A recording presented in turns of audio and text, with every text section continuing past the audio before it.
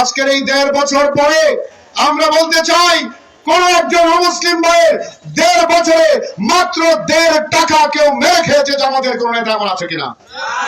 বলছেন আমরা নাকি বেহেশতের টিকিট বিক্রি করি। আমরা কি বেহেশতের টিকিট বিক্রি করছি? ওনারা এসে কার্ড দেখাচ্ছেন, এই কৃষি কার্ড, ফ্যামিলি কার্ড, 4,000, 5,000, 7,000 দেওয়া হবে। কে কার টাকা দেবে? এই ধরনের বাউতাবাজি করে ভোটারদেরকে কি আর কেনা যাবে? কি বলেন?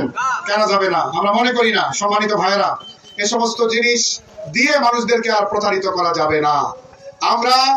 আমরা এই মধ্যনগরকে একটি মডেল উপজেলা হিসাবে ইনশাআল্লাহ সাজিয়ে তুলব।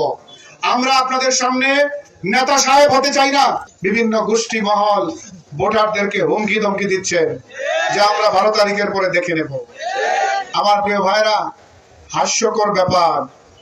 আপনি 12 তারিখ বলেন, আপনি আগামীকালেই বাঁচবেন কিনা সেটার তো কোনো গ্যারান্টি নেই, না আছে? এই হাস্যকর প্রলাপ, কাউকে দেখে নেব, বুঝে নেব, এই সমস্ত কথাবার্তা যেগুলো অশোভনীয়, যেগুলো গ্রহণযোগ্য নয়, এ সমস্ত কথা যারা বলে, আমি আমার জায়গা থেকে ব্যাখ্যা করি, এই কথাগুলোর উচ্চারণ মানেই সেটা তার নিজের দুর্বলতাকে প্রকাশ করে।